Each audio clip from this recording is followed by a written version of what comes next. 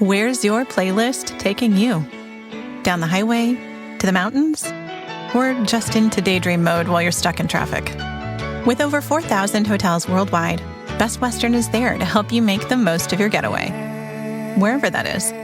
Because the only thing better than a great playlist is a great trip. Life's the trip. Make the most of it at Best Western. Book direct and save at bestwestern.com. This episode is brought to you by Atlassian. Atlassian makes the team collaboration software that powers enterprise businesses around the world, including over 80% of the Fortune 500. With Atlassian's AI-powered software like Jira, Confluence, and Loom, you'll have more time to do the work that matters. In fact, Atlassian customers experience a 25% reduction in project duration per year. Unleash the potential of your team at Atlassian.com. Atlassian.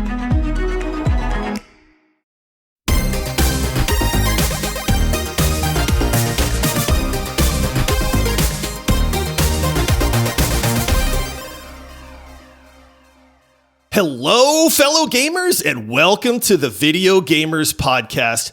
Video game tester, voice actor, lead game developer, motion cap actor. These all sound like any gamer's dream jobs. But are they as fun as we think they are?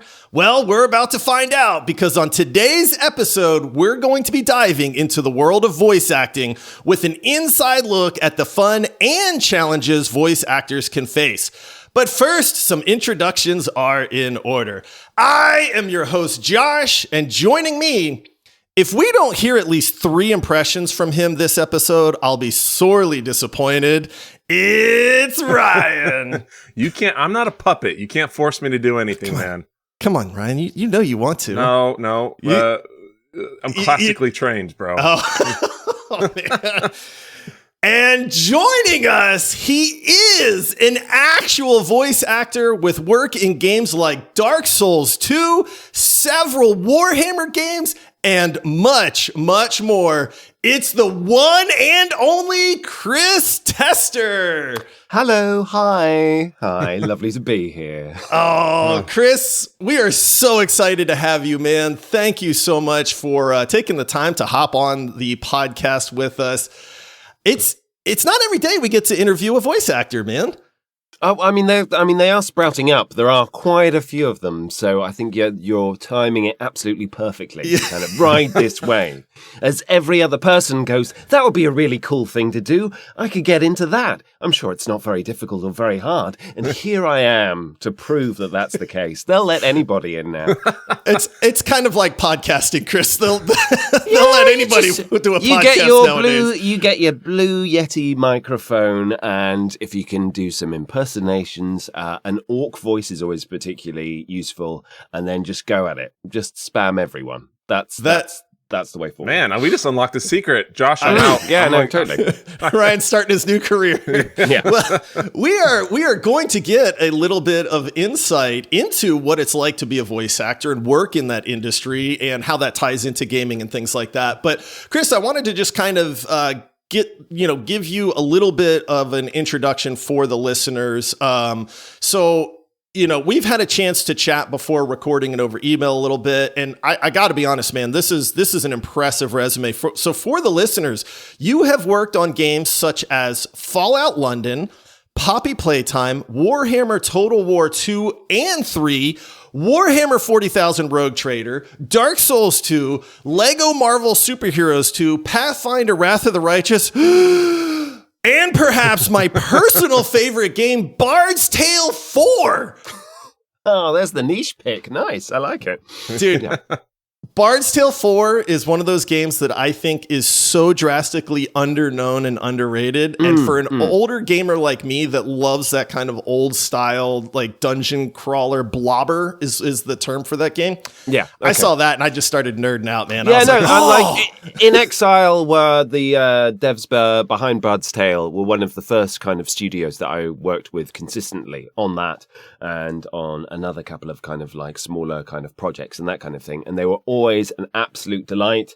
And the great thing is that they're total pros in that there's not lots of endless workshopping. It's like they're like, we know what we want. we've done this 1,000 times, but they still give you room for a little bit of creativity as well. So you feel as if you're not just being given line readings. And that's kind of the balancing act. With voice acting especially, it's like you want to be creative and you want to give your best and surprise people. But at the same time, you need to deliver those lines as they need it as quickly as possible. So it's, they were a great team to work with. Oh, yeah, that's awesome. I love that game so much. So shout out to Bard's Tale 4 for anybody that has not played it yet. So I am excited because I'm a huge Fallout guy, and so I haven't had a chance to get into Fallout London yet. And now I'm going to be just hunting for your voice the whole time. Yeah, it's in there. There are a couple of different characters, but yeah, it's pretty distinctly. Awesome. So Chris, one of the things we're doing, we actually kind of started this series where we're giving people insight into the kind of the video game industry and various aspects. We just actually did an episode where we talked to a psychologist who does nothing but kind of gaming psychology and trends and stuff like that. Obviously, we're talking to you because voice acting, I think, is really near and dear to a lot of gamers, and it's something that we actually converse about a lot because, I think, number one, it's sort of that attractive field where it's like, oh man, that's such a cool job. I wonder if my voice could do that. We're going to touch on like animation and even some like talking to some devs for like development of games and stuff like that as well. So we're really excited to have you. And it's funny that you mentioned like the creativity that you get or don't get, because that's actually something I want to touch on a little bit later as well. So, but you know what? Let's start off with the really important stuff. And that's that you are indeed a gamer at heart. Right? Yes. Yeah. So right back from ZX Spectrum was my first thing. So when in the UK, you used to get magazines with little cassettes on the front that you could load up. And these were these cassettes that it took 25 minutes to half an hour to load up. You played it once. You immediately died. You had to reload, all of that kind of stuff. Then gravitated to Duck Hunt, then a NES, then a Mega Drive, then a Super Nintendo as well. I managed to straddle that divide. Oh, nice. And then PlayStation. I kind of jumped straight there.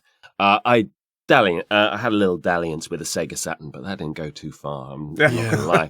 That's the case for a lot of people. So I'm now Team PlayStation, unless Xbox have any exclusives they want to cast me in.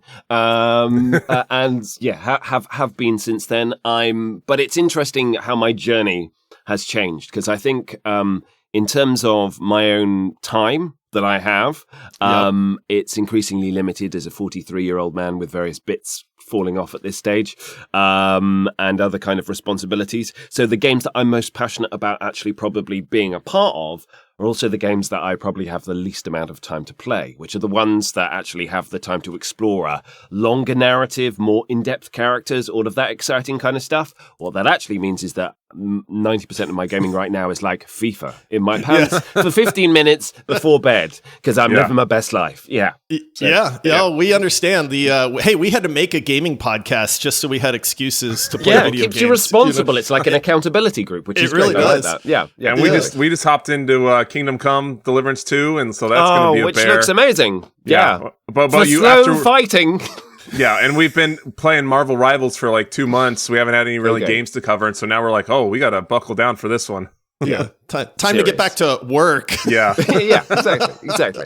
I wish, it used to be, you used to be able to justify it as like, I'm doing research. So, all of the different kind of takes on characters, or how do you play a protagonist where they could be good or they could be evil? The whole Jennifer Hale in Mass Effect Masterclass, where it's like, you don't want to be boring and monotone, but at the same time, you don't want to be too evil or too good if the player choices kind of go that kind of way. But now it's kind of like with YouTube playthroughs and everything. It's like, you can just watch. It's fine. That's one thing I never understood. I want to play the games. I don't want to watch people play the games. And maybe that's just the old man in me coming out, because it's like, I know there are a lot of people that love the like Let's Play and the playthroughs and stuff, but it's a like, whole thing. And with Poppy's, with Poppy's Playtime, the last thing that you name check. Thanks very much for that. Yep. I mean, I didn't realize quite what a culture that whole playthrough thing was. Like, the game was released a week ago, and it's got playthroughs with no commentary or minimal commentary with like millions of views already. And it's like, why? How? I mean, great, but what? Don't you just want to play the game? Yeah. Like, wouldn't that be better? Yeah. So anyway. So we did have a chance to chat about some of your favorite games, and I got to be honest, I love this list, and Ryan is going to really geek out with you as well, at least on these first three. So you did mention Red Dead Redemption 2. I think widely at least I know we agree that's probably the greatest video game ever made. Yeah. You know, in terms of like scale, story, you know, that kind of stuff. We bicker a little bit back and forth on whether the gameplay is better or worse than God of War, which is my favorite. But what an amazing game. Disco Elysium. Now, you mentioned Disco Elysium, which I love because for people that have experienced Disco Elysium, they know. And then for people that haven't, they don't know. Yeah. But I mean, the thing with Disco also is that I found that it took me a long time to get into it. I think I played that first section, you know, when you're coming to and do you want to just settle in the darkness or are you going to actually find your tie off the top of the light and look at your weirdly grimacing face in the bathroom. I think I played that through about 6 times before I really pushed through and was like, okay, what is this game? And, actually, I really need to role play. I need to decide what kind of character I want to be rather than there's a right answer to these questions and I just need to figure out exactly the right combination. So as soon as you actually embrace the gaming element to it and that kind of very Dungeons and Dragons role play aspect of, I'm Super Cop. I'm the best. I'm amazing. It's great. And actually embrace it on those terms or the alternative. That's when it really comes into its own. That's when the art style and the vocal performances and the writing and everything just kind of seems to come together. But the first few times it was the game that everybody told me I should play. And I was just like, there's that really annoying kid I want to beat to death. Oh, Kuno. Kuno's the worst. Oh, yeah, Kuno. I think Cujo. Yeah, exactly. So but no, I mean, to me, obviously the fallout of the studio afterwards is kind of like the tragic thing of it. But, you know, of its time, there's nothing quite like it, I don't think. Now, did you play the original version that did not have the voice characters? That was the first one that I bounced off twice. So I did the exact same thing. Yeah. So, I dove straight into the voiced version, and honestly, I gotta say the voice acting in that game is absolutely phenomenal, and it made the game. I even said, as good as this game is, and as much as I love it, I don't know that I'd have the patience to sit there and just read everything. Yeah, so that is one of those examples where I think really good voice acting, hands down, made that game what it is that people get to experience now. So. But yeah, fantastic game. And then another one on your list is The Last of Us, which is way up there for Ryan. I famously, I do confess this publicly, even though I am ashamed. I got about 4 hours into Last of Us, and then I just never touched it again. Right. I know that's a tragedy. I watched the HBO show, so I know only all for this you. stuff It's about only it. a tragedy for you. If you this is true for it. True. I mean, Shame. I admit it, man. I don't try to hide it. But I mean, again, it's one of those things. It's one of those games that when you revisit it, and I've probably replayed that about 3 or 4 times with the remastered, whatever the hell version it is now. Yeah. And you do kind of go like, they have cleaned a lot of this up, but some of it's a little janky. Or you see, in terms of the actual mechanics, you go like, okay, if I want pure adrenaline, this ain't the game. Or if I want pure stealth, this isn't necessarily the game. I was much more conscious of the improvements, the mechanical improvements that the sequel made. Regardless of what you think in terms of like the narrative ambition of the second one, which I personally am a fan of, you know, whether or not you think it succeeded in what it was trying to do or whatever. But yeah, it's not the basic game mechanics that really sell it for me. And so I can understand and I think it's especially when a title like that is bigged up so much. There's part of me which is like, well, screw you guys. I've got my own sense of taste. I was a bit like that. To be honest, I was a bit like that with Baldur's Gate, which, is a revelatory. Don't get me wrong. Yep. It's just not my type of game. I get that. And I think it's a time poor aspect of it. But I was just like, I fell down into a dungeon and got my ass handed to me like 12 times consecutively. And I was like, I don't like this. And it's like, either I make it really easy to the point where the stakes are minimal. And I'm like, I can't do that. Right. Or, you know, I've got to spend time getting good. And that's my problem as a gamer right now, is that I don't have the time that I used to have to get good. Yeah. And there's something between the difficulty levels of kind of going like, no, this is too easy. And this is bludgeoningly hard, and I only have a limited amount of time, and I'm supposed to be relaxing now, and it is not relaxing me. And at the same time, like, I know countless people who are in that game. It is now very much a reference point for a lot of the casting breakdowns that come through. The number of times that I see Astarion as a casting breakdown, and you're like, oh, yeah. you know that kind of thing. So you've got to be aware of the performances in that game. But yeah, as for the actual mechanics of it, I was just like, this is overwhelmingly big, but an amazing achievement. But it is funny too, as it's something we actually talk about as we get older, where the barrier of entry or that learning curve of a game can actually get to the point where it's like, I don't have the time to put into this. And it's like you said, it's why a lot of times we wind up just playing FIFA, or for us, like Marvel Rivals, where it's like, I don't really have to think about all of the systems in this game. I can just log in, I can zone out, and I can have a good time. So yeah, and you can catch up with friends and all of that kind of good stuff. And it's like, great. It serves a different purpose. Yeah. So Chris, I got to touch on this because I love this take. We when we were chatting over email, we always like to say, hey, what's like a hot take that you have? And you wrote back, and it's funny because this actually made me chuckle. But you did mention that you thought that the recent Zelda games, so Breath of the Wild and Tears of the Kingdom, were basically overrated. Is that fair to say? Massively. Yeah, I can't stand them. Yes! I really can't. I mean, I own both of them, so well done, Nintendo. You got me. You got me good.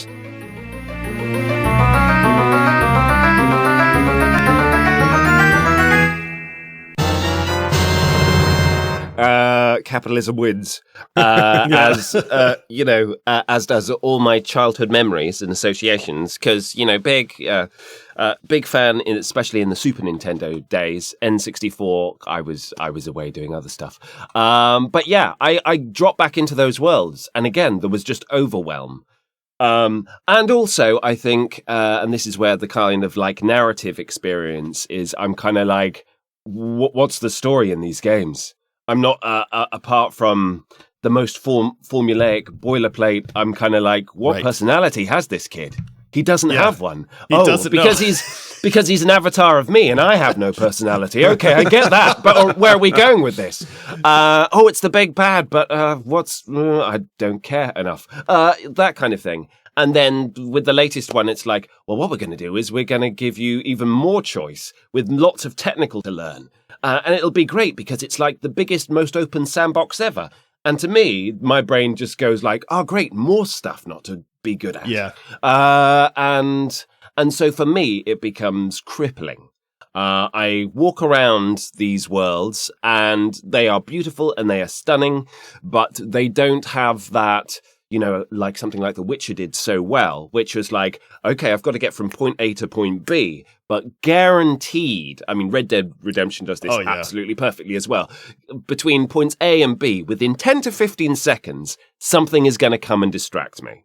And it's like, then do I go into the woods and, find the racists hanging somebody? Or then do I go and, delve into this other kind of side thing? It's all so concentrated at the same time. And it's all rich enough so that it's not just a pure Ubisoft experience of, I've got to collect them all. I've got to finish everything right now. I've got a shopping list that I need to do, apparently, of completely inconsequential tasks. So there's that level of richness.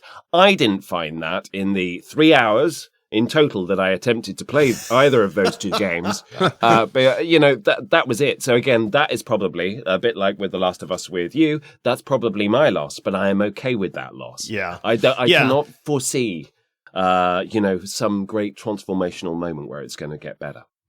Yeah, I think they're good video games, but the response to them and calling them some of the best games ever, I think, is what we kind of take like some. I think there's an element of Nintendo. Yes. Oh absolutely. God, that's part of what made us, fans of this since childhood in the first place. You want it to be good. You want it to be good as when you were a kid. And I'm like, but I don't feel it. It's not doing the same thing for me anymore. It's simple as that.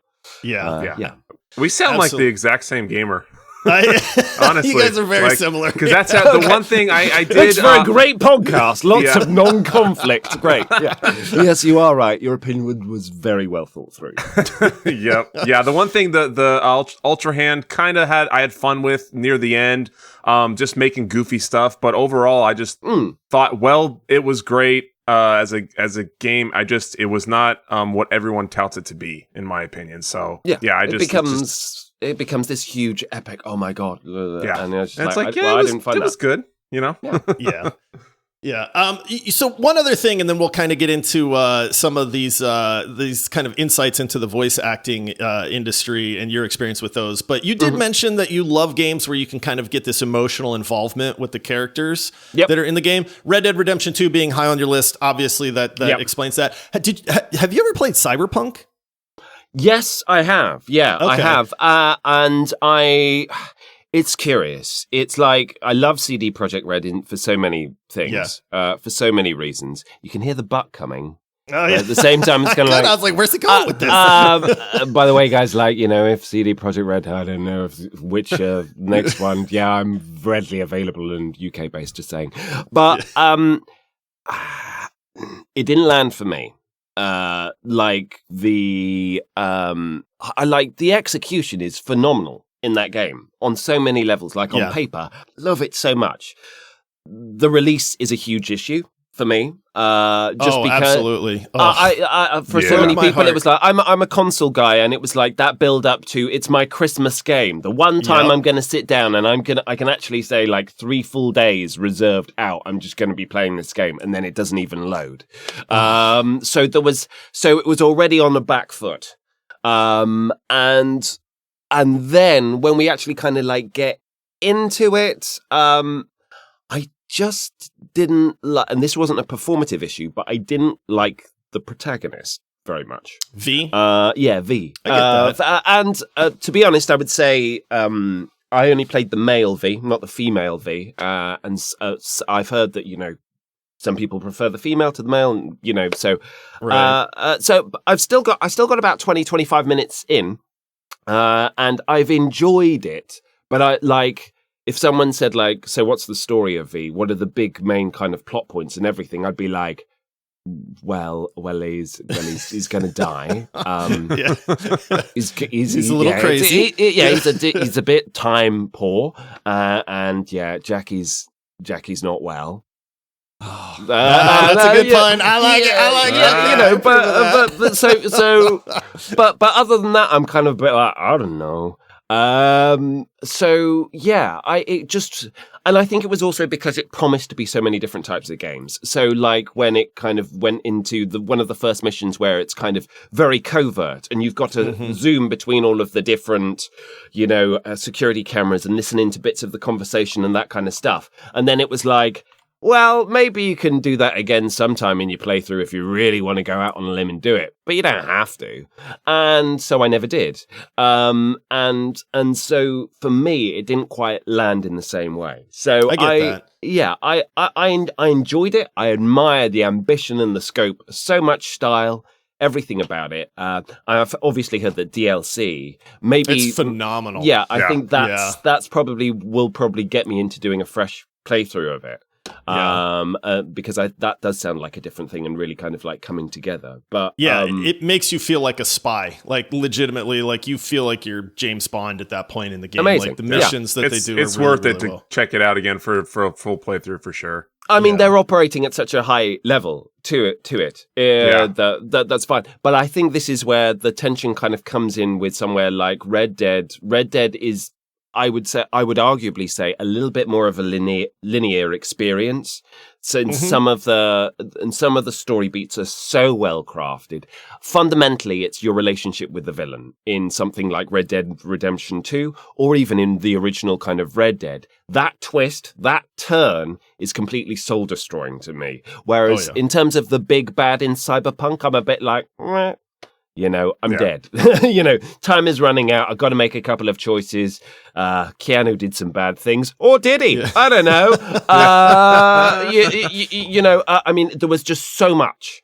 But again, this may be also partly down to, playing Red Dead Redemption at one point in my life and now trying to play Cyberpunk at another point where I've got like an hour or 45 minutes. Whereas Red Dead Redemption, it was like, it's half a day minimum. Yeah. I've got to ride my horse now. Dude, Dutch has a plan. Yeah, exactly. But I was more of a kind of resting actor during the release of that game. I was allowed to explore that a lot more. Yeah. Well, we've got a plan, and that's to talk about some voice acting, but we're going to do that right after we take this short break. The last thing you want to hear when you need your auto insurance most is a robot with countless irrelevant menu options, which is why with USAA Auto Insurance, you'll get great service that is easy and reliable, all at the touch of a button. Get a quote today. Restrictions apply. I think I just won my taxes. Yeah? I just switched to H&R Block in about 1 minute. All I had to do was drag and drop last year's return into H&R Block, and bam, my information is automatically there. So I don't have to go digging around for all my old papers to switch? Nope. Sounds like we just leveled up our tax game. Switching to H&R Block is easy. Just drag and drop your last return. It's better with Block.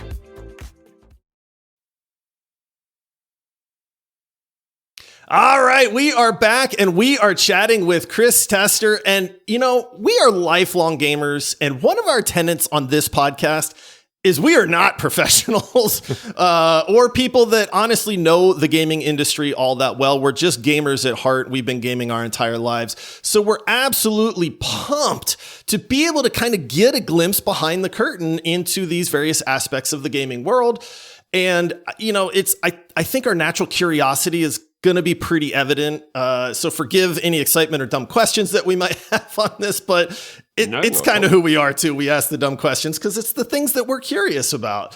So let's just kind of start off with a general overview. Like, what is a day in the life of a voice actor like? I mean, just a top-down view.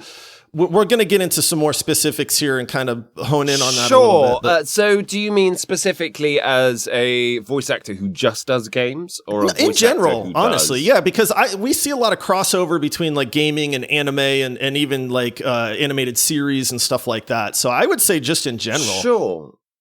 Well, I think it still varies massively. So there are a lot of the talent that would be most recognizable to a lot of people will just go to exterior studios for when they're recording projects. And quite often they'll be cast in those projects or get auditions for those projects through their agents. That might be an acting agent or a voiceover agent. So my very first voice acting gig was Dark Souls 2. And that was through my acting agent at the time. I went to a studio to audition, literally had 15 minutes they gave me a picture of a half man, half scorpion. I assumed that it would sound, I don't know, a bit like a monster. And they said, no, in your normal voice. And I was like, sure. And then I went away. And then 2 weeks later, I was booked in and I did the same thing.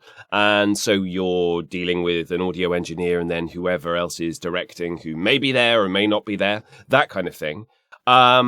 However, I would say 99% of my work is recorded from home, and that includes some video games as well.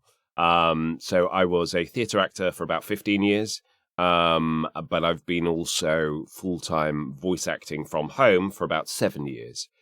So I have a bedroom that I've converted into a professional recording studio, and I do pretty much anything and everything. So I do corporate stuff, corporate narration, documentaries, commercials, and I do animation, video games, that kind of stuff as well. Whereas a lot of voice actors will only do, the video games and the animation maybe and character-based kind of stuff, and maybe the odd commercial if the money is really, really good.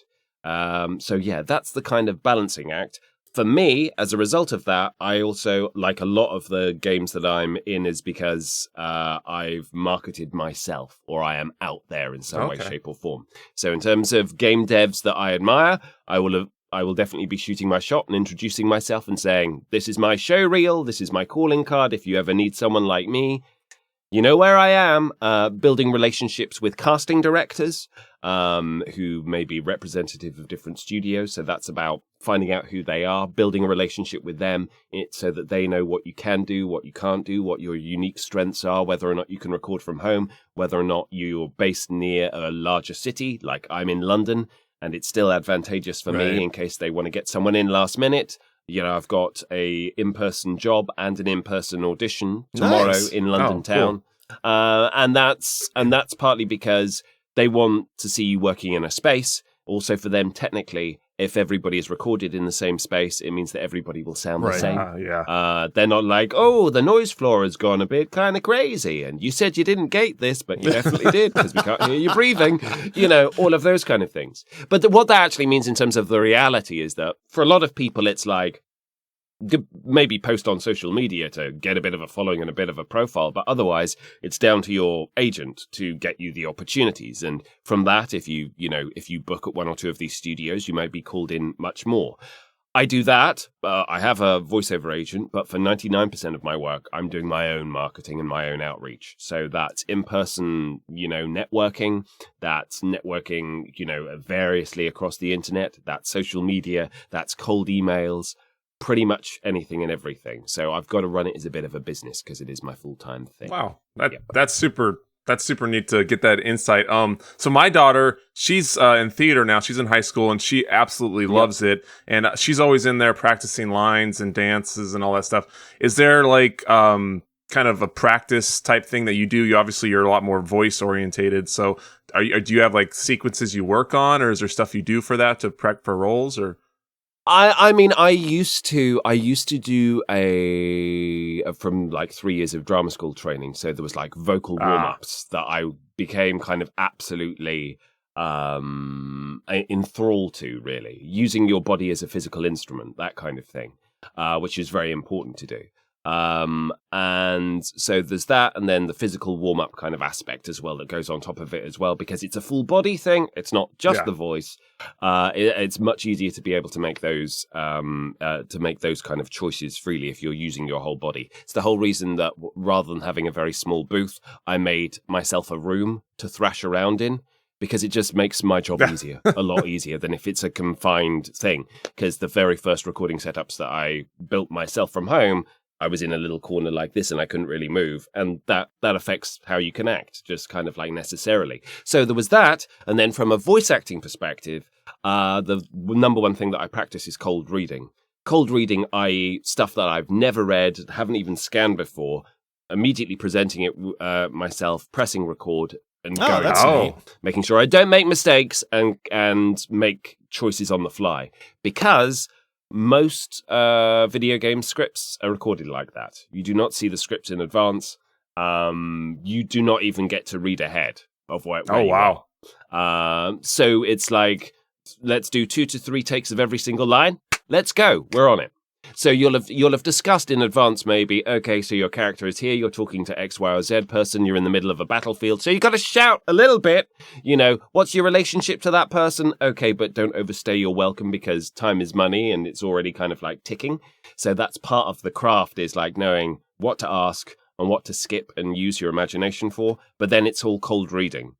And every time you make a mistake, or you mispronounce a word, or anything else, that's on the money of the other person. So you got to be good at being able to do that as well, technically. And also then as the bonus kind of challenge being like, well, that's great because what I can do is I can take the file and I can put it to the font that I want, and I can... No. Almost all of games for the technical purpose of editing are going to be on a spreadsheet, which you cannot annotate.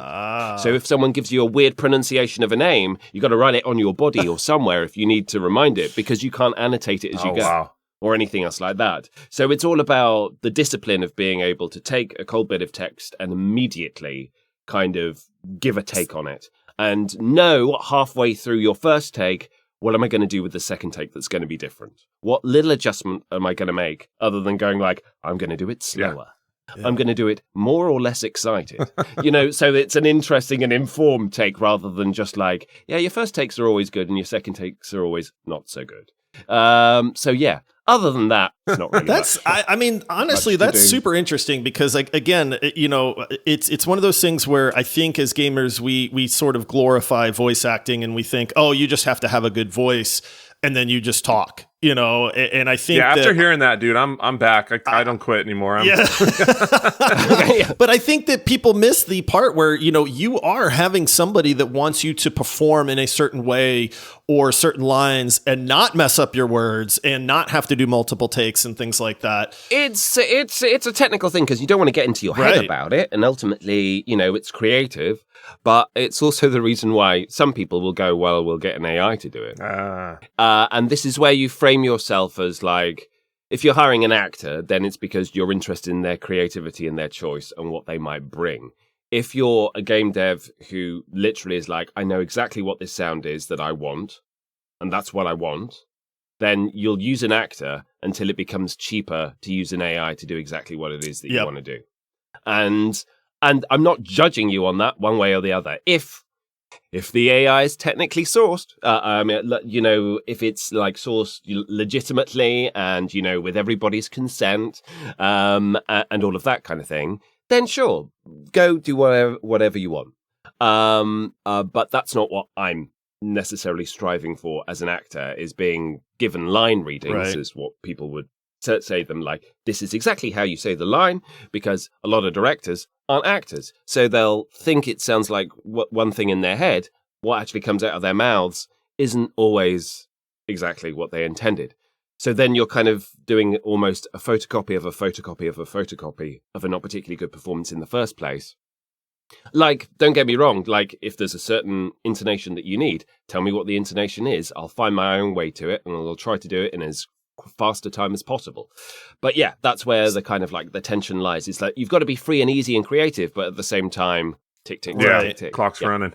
Let's just, I'd love to kind of dive into this a little bit more, because one of the questions that I wanted to actually ask you about is how writing in a game affects like your role. Because again, it's one of those things as gamers, I don't know that we fully comprehend. Like, you mentioned that you're given a script or you're given lines, and sometimes you're not given things in front of that, so you don't know what's coming up in the future. Well, I've got a perfect real world example of this, which I think it's totally fine. Or I've shared it before, but which is with Rogue Trade Warhammer, where I play a companion character.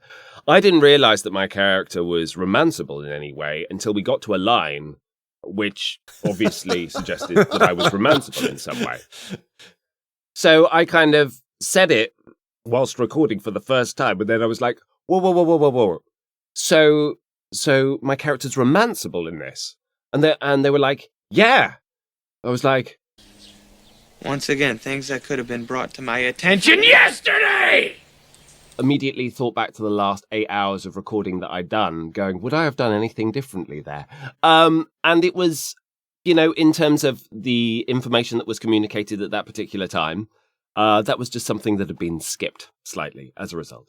So yeah, and so you've got to kind of make these adaptations on the hoof. But we had the writer in the recording, or in all of the recording sessions as well. And that's where trust essentially comes in. If they're getting what they want, what they need from you, then you've got to trust that, and whatever discoveries happen along the way. And you just kind of got to go with that and be. Is there feedback like both ways though? Like if you're, if you have like some writing and you're like, this really, I mean, this would sound way better if I did it this way. This is really bad, guys. That's gotta. I don't know who this wrote character this. would not say this at all. Yeah. Oh no. I'm sorry. I don't think I would say it like that. No. That's a quick way of just being like incredibly precious. It depends. You got to read the room. But there are some people who are definitely like, yeah, if you want to change it, if you think it's better in a certain other way, then by all means change it, of course. There are other franchises where it's been through so many different levels before it's reached you. Maybe it's gone through translation and someone's had to sign off on it and all of that. It's kind of like, we cannot change a word. Do not change you are to your, even if it is more in character for you, because this is what has been signed off in terms of the translation, and we will have to re-record it if you insist on recording it in that way because it makes you feel more like an actor. So So you just have to have a very honest and open discussion at the get-go in terms of what are the rules with the text. Can I improvise on this at all? Or with voice acting, there's a lot of what some people call pre-life. So it's the noises, non-verbal noises that you make before or after or during a line, that kind of thing. Some directors love it. Some go like, no, we need a clean cue into it. Don't like warm up into the line and then give me the line after. Well, the thing is, it's like, no, we need, well, the thing is, so just act it. Interesting. So you just need to gauge. So you need to be aware of what questions you can ask and how quickly, and then make some informed choices off of the back of that. Wow. So, I mean, I think we probably know some of the answers to this, but like what you're talking about here with the directors kind of getting real hard line on certain ways things are said and types of things, with branching off. What is your take on this with the emergence of the AI and them doing that and bringing it into this kind of realm? Well, I mean, the thing with AI, really, I mean, the whole ethically sourcing thing is a huge, massive thing anyway, definitely. Because like if you're using 11 labs even, that's arguable how ethically sourced that is. I know we're getting to a point where it's like, well, it's a copy of a copy of copy, so who cares, right? But it's like, well, a lot of people. But anyway, the one thing that you can't really do well with an AI still is direct it exactly. You can tell it, to speak faster generally or slower or put an emphasis on a different word, but it's still ongoing and it's still laborious. So it's kind of like that will necessarily take a lot more time to do.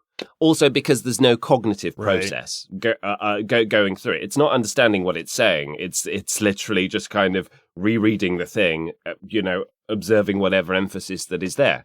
So that's also an issue, I would say. In terms of really nuanced kind of like stuff, it just simply can't do because it doesn't understand what it's saying.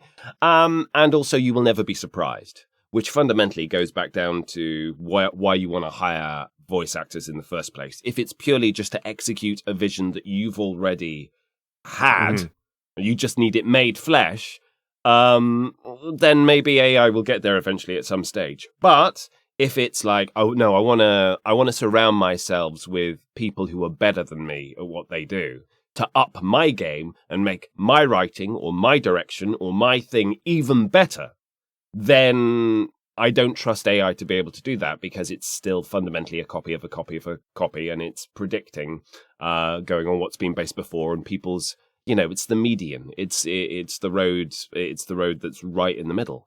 Whereas, sure, I can give you a really bad choice on lines 2 or 3, but there'll be a bold choice that's out there if that's been kind of like discussed. And my whole job is to kind of surprise you and myself by, actually, that moment could work in a completely different way. Oh, great, fantastic. Now we're actually learning something, and it's greater than the sum of its parts, as opposed to only ever as good as the one person's. There's no discovery. There's no discovery. No, exactly. And I'm not saying that every single recording session that I do, I definitely, blow a director's ears off. Don't be modest. What are you talking about? But no, there've been that. It's fantastic to have the biggest compliment is when someone says like, I never imagined it was going to be like that, but it works. And it works in a different way because, it's filtered through my experiences and all of those different kind of things. So it's that synthesis, that meeting point. So that's when I think it becomes exciting. I think as gamers, I mean, especially just as people in general, like, AI, everybody's interested in it. We're seeing it more and more in things, but it's also very sterile. Like, I think we can just kind of tell, like we see that with graphics. We talk about the uncanny valley and it's like, hey, this looks close to a human, but I know there's something weird and our brains just kind of go, yeah, something's off. And I think we see that, or we feel that, at least right now. Who knows where it's going to be in 5 years, but I do think there's that sterileness to it where it's like, yes, it can do something, but there's just no soul behind it. There's no emotion or something like that. And I don't know how much of this is more in terms of like our after we've played the game, but that whole thing of like our feeling about the media. So, for example, the actor who played Arthur Morgan, who I've completely blinded the name. Oh, I know who you're talking about. I can't remember the guy's name. Yeah, exactly. Yeah. But, his whole process and how he's spoken about the role and his approach to the role and all of that kind of stuff is part of the experience of that game. Is going into that Roger Clark. Yeah, exactly. So delving in kind of behind the scenes in his process and what made Arthur to him and blah, blah, blah. That's all fascinating, insight. Or Neil Newbon talking about his approach to Astarion and a character that he worked with for 4 years and how that character changed massively because of who was playing them. What Astarion started out as being, and then the thing that, people talk about again and again that Larian did so well is that their writers worked in tandem with the people that they cast.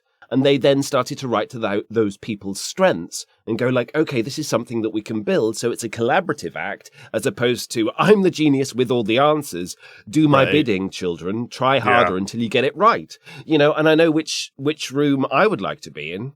That excites me a great deal more. It's why I can't stand Hideo Kojima. Yeah. Sorry, I know. No, honestly, I get that. Not take. Mass Effect, but but I get his whole star, whatever thing. You get that sense of, oh, he's such an auteur. Yeah, that's one word I'd use for him. It's like he's probably an incredibly nice guy, and if I ever end up in a project, I'm not now. This will come and bite me on the bum at some point, like categorically, definitely. But yeah, there's just a vibe there that I'm like, that's not a space that I would necessarily thrive with. And so yeah, I think that opportunity to really riff. I think is great and can be massively undervalued because ultimately, at the end of the day, if I feel replaceable, then I am. Yeah. And I'm not going to do my best work. Yeah. Well, that's what we always try to do, even with this show. Our show here is we don't want to have a tight script. We don't want to have certain exact topics we're going to cover. We like to hit some points, but we just kind of hang out and vibe and let it flow and let things go where they're going to go naturally. And you can feel that as a consumer, I hope for our listeners, but then also as a consumer of the games, you feel that bond and that connection and you can tell that, everything melded together and it's natural. Yeah. So I love getting this insight into some of the difficulties and like with, like I said, the behind the scenes stuff. Like, I don't know how writing in a game affects voice actors. And if you kind of shake your head at a line or something like that and go, this is terrible. You never do that out loud. Yeah. Not outwardly. I get that for sure. But, and again, this kind of goes back to, I think as gamers, we sort of think of voice acting as a dream job. And it's one of those things where it's like, I have actually had a couple dream jobs in my life. I was a dolphin trainer for a couple years. My primary career now is working for a fantasy football podcast. And it's like, so I kind of get the mentality that, oh, this is a dream job. But even as like a dolphin trainer, there's still just the behind the scenes stuff where you're just like, dude, this is still work, man. Like, it might seem really cool, but there's still just there's work and there's not the nice parts about a job always, even if it is a dream job. So what is like for you, what is the worst part about voice acting? The number one thing is comparison. It's like it's the perennial acting. But I think we all do it to a degree. You look at your peers and go like, how have they got that? What are they doing right that I'm doing wrong? Fundamentally. Then you add, social media into the mix because you have to. And it's amplified even more because obviously if you're a successful voice actor, you want to leverage that. You have to leverage it. Right. So, you do take that booth selfie or that I'm outside a studio selfie because it shows people what you're doing. And it's also an affirmation of, yeah, I've got here. Yeah, I'm going to own this. And I'm not going to say like, how dare you after having finally got to that, worked with Side Global or OMUK or Pit Stop or whatever on this huge kind of franchise, which because of NDA you can't talk about. But anyway, once you get there, of course you would, because otherwise what's it all for? It's a celebration of all of your effort and time. However, at the same time, there are at least 20 people all seeing that story and dying slightly inside. Yeah. I know because I've been on both sides of that. Yeah. Every single time. And you can say like, someone else's victory is not my defeat. But there's still that insecurity always of like, what are they doing right that I'm not doing? and not quite knowing, if there is. It's that lack of autonomy, which is the scary thing, which is why I try and source my own work by building relationships as much as I possibly can organically. And then I'll audition for your stuff, but so that I'm one of maybe 5 or 10 options and not one of 100 options. Because I've been on the other side of casting in the theatre world. And I've seen it a little bit in the voice acting world, but for a lot of people, for that first round of auditions, you've got like 100 clips of the same 10 lines. Your ears aren't going to be as fresh about 20 in. Right. Yeah. By about 40, you're questioning your will to live. By about 60, what are words? By 80, it's kind of like, we've only got 20 to go, so we should. And by 100, it's like, I don't know what did we even press play? I can't, I don't know. We don't know, that kind of thing. So that's when you see the whole number of random factors in it. And I think that's probably the toughest thing to do is to kind of like take it on the chin and then keep going and finding ways around it and not questioning yourself too much about it. But you've not got, ultimately, different directors and different casting people do have different tastes. Right. So there's not a definitive like, well, this is what you need to do to nail an audition, because they have... Then everybody would do it. Yeah, one casting director who I know is like, if you want to use music in your audition, if you want to change the order of the lines or anything, go for it. Be creative. That's kinda nice. Make it an opportunity to be as creative as possible. I want to be creative I want to see your creative response. Make it a fun thing. And it's no surprise that they were originally an actor who's now become a major casting director in video games. There are other video game casting directors who are like, if you do not deliver the exact lines in this exact format, if you ad-lib, if you do this, I will automatically delete your audition and move on. And you don't know which they're going to be. So ultimately you've got to take an educated guess. You do a little bit of research whenever you can. You do workshops. You pay for workshops to learn from these people and what they like and what they don't like, so you can make informed choices. The difference between doing an audition ABC or AABBCC. That is a whole kind of huge thing in terms of line orders, and some people prefer one thing and some people prefer something else. So that's it, really. Just trying to keep in the game is the tough spot. That's awesome. I did have a quick one I wanted to ask, speaking of just hitting lines and stuff. So when you're doing these reads, and especially before, like you mentioned, the cold reads, do you have like a bag of characters that you pull from when you try stuff out, or are you hitting them on the spot, what you think they're wanting to hear, or how does that work? Yeah, I have archetypes. Some people would say they're generalizations, but yeah, there are there are certain archetypes that you immediately go to, and then I almost certainly will use a little reference, like for example, I use Laban, which is a movement system. Which just to make some clear choices. So are they fast or slow? Are they direct or are they indirect? Are they more ringing or are they more pressing? And it's not like this is definitive, but it just kind of gives me a scaffold immediately. Physicality is kind of what leads it. So where do they lead from? Do they lead from the chest? Do they lead from the nose? Do they lead from the back? Do they lead from the belly? And that will immediately, before you start throwing like, is there a different accent into the mix or anything else like that? It's the breathing pattern, like how encumbered are they? That kind of thing. So just trying to get a sense of the physicality, which will then affect the voice rather than kind of make an interesting voice first. Yeah. Because that's when it becomes, some people are great at being able to do that and they work that way around, but that doesn't work for me.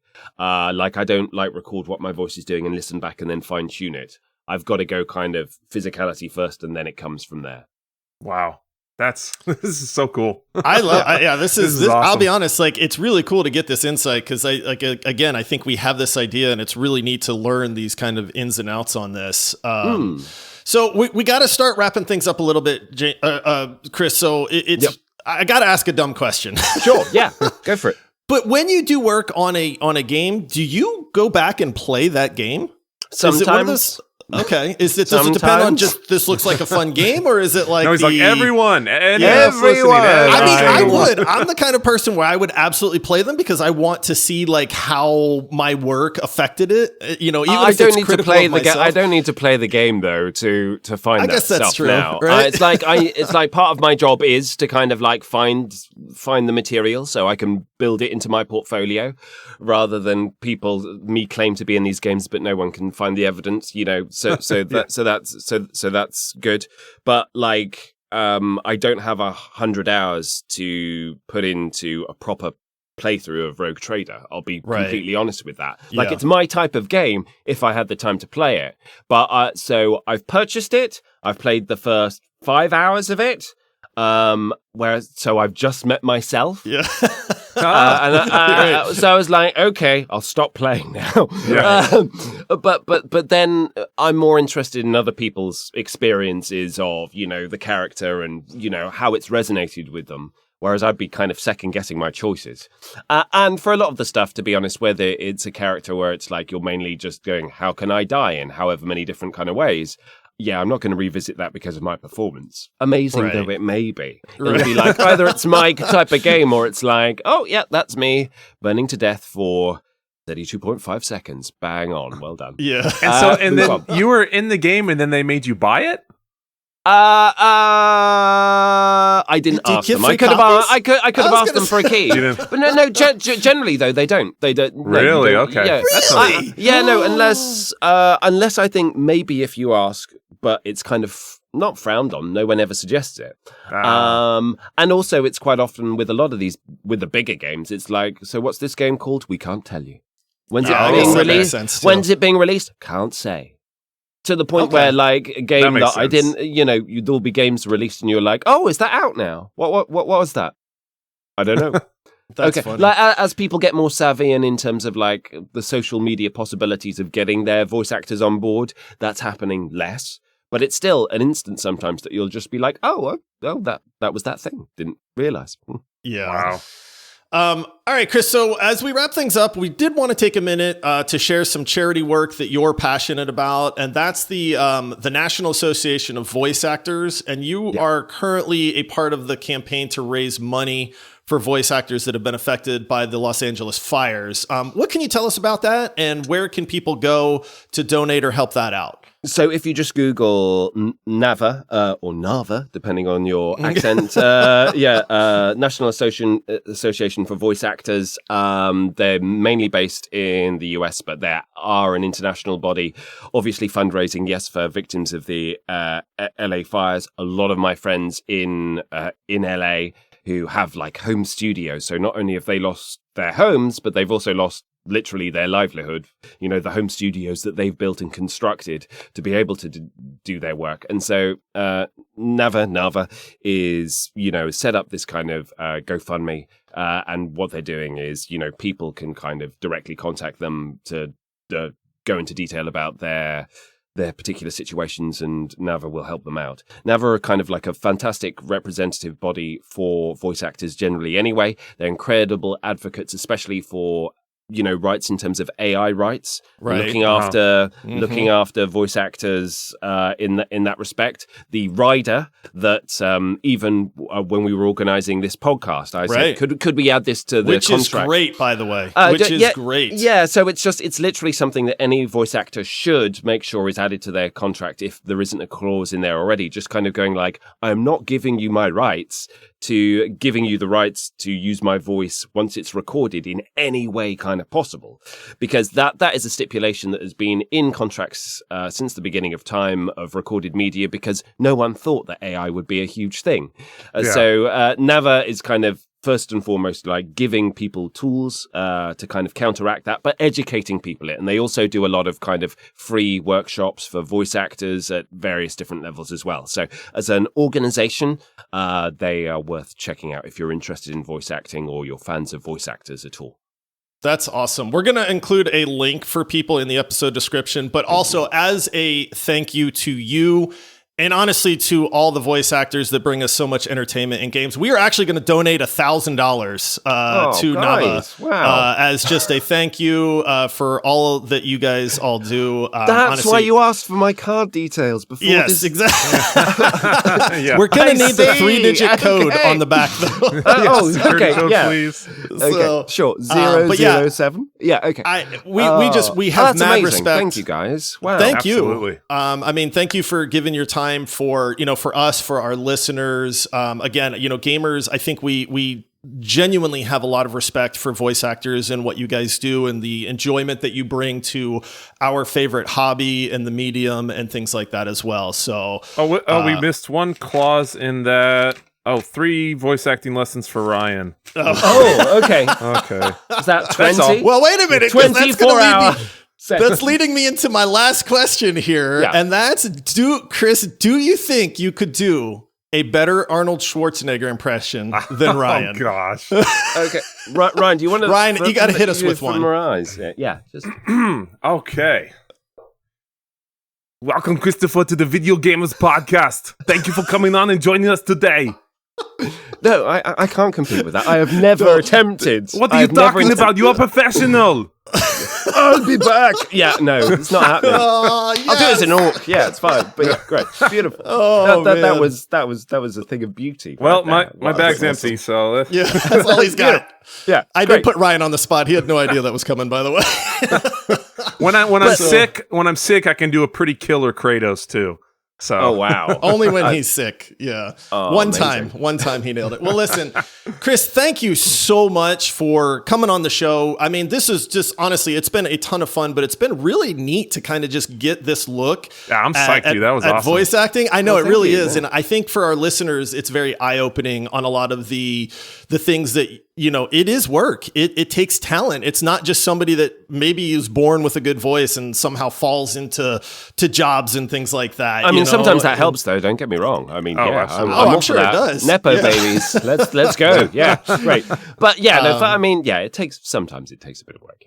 Yes, absolutely. So thank you for just giving us this insight. I mean, it has been awesome to have you on the show. You've been a lot of fun. So thank you for just taking time out of your day and for our listeners to do all that.